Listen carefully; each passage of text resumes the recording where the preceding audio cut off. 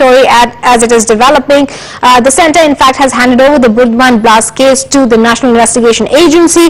This is despite repeated attempts by the TMC government to keep the Central Investigative Agency out of the CID probe. Two suspected terrorists were killed and another sustained injuries in an explosion at the TMC leader's house in Burdwan. Remember, from where grenades, rocket launchers, bomb-making equipment and jihadi documents were also recovered, which were found on October 2nd. The CID said that they were associated with the Jamaat-ud-Mujahideen of Bangladesh and other militant organizations as well. The investigators are trying to find where the explosive recovered were supposed to be sent. In fact, 4 persons here, including 2 women, have also been arrested in the connection with the blasts. ये भी अब सामने आ रहा है कि बर्दमान के अलावा और डिस्ट्रिक्ट्स हैं वेस्ट बंगाल के अंदर जहां पर ट्रेनिंग इंस्टीट्यूट चल रहा है कि टेररिस्टों को कैसे ट्रेन करें। वहां पे बांग्लादेश से इन्फिल्ट्रेटर्स आ रहे हैं, टेररिस्ट आ रहे हैं, उनके वोटिंग कार्ड्स भी बनते हैं और उसको मदद करा जा रहा है टीएमसी के कार्यकर्ता या टीएमसी की लीडरशिप के माध्यम से। और वो ट्रेनिंग इंस्टीट्यूट के अंदर जो पैसा भी है वो भी सैलरीज आती हैं बांग्लादेश से हवाला के माध्यम से। तो ये तो बहुत बड़ा जाल है।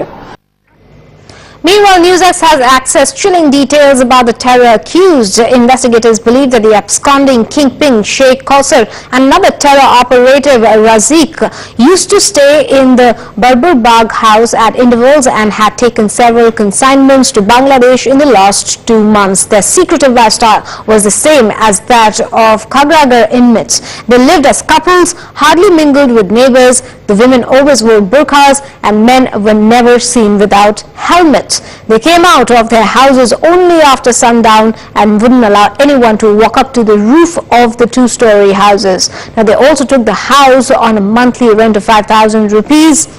And Rumi Bibi and Amina Bibi and 3 unidentified women who put up at the IED factory at Burdwan's Khagragar and Baburgar Bagh were part of Jamaat-ud-Mujahideen, Bangladesh's female hit squad that was formed 10 years ago.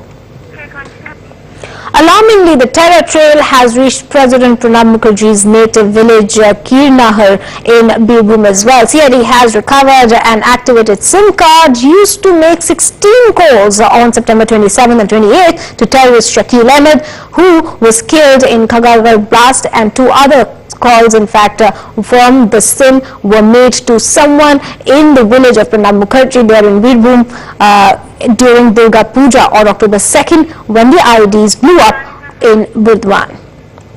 Well, Tamal still with us, my colleague joining us from West Bengal. Tamal, we just told our viewers about the entire story, how those leads were discovered, the connection of course with the TMC as well, and how now the state government isn't serious enough about probing the incident, which is why the NIA had to take over the case. But this is one story which could have huge political ramifications as well, isn't it? What are you hearing from the ground?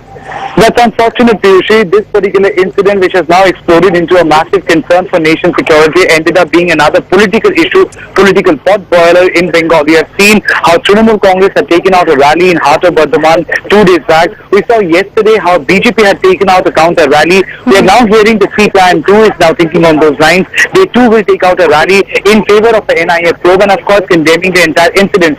What is interesting or important at this juncture is what is left for NIA to investigate. What all circumstantial evidences have been preserved or saved for NIA to carry forward this investigation from where CID is leaving it from now.